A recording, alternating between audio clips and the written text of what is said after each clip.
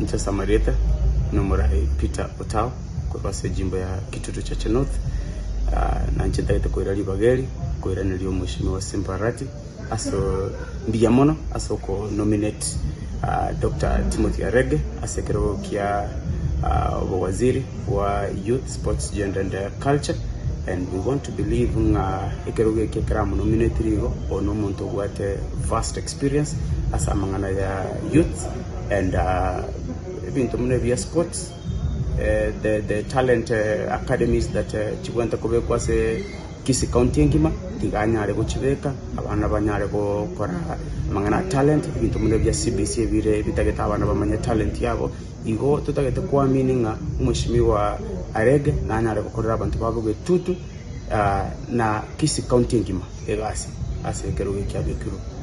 Asante. Kuri rero tete kuira chinga kichi kwa niaba y'abantu babo Getutu, kwa niaba y'abantu ba Munyerero wakera umusikia Paul Simbarati Mbiyamono asogochora umheshimiwa Daktari Timothy Ntereba Buriasi Arege kuba waziri wa department ya sports, gender, youth and culture asikisi county.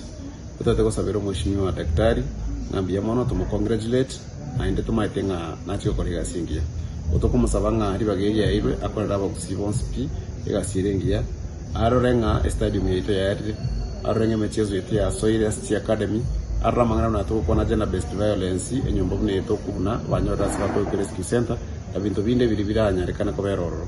So we want to wish him well and thank our governor because he's done a great job to our Getutu. Mbiyamono.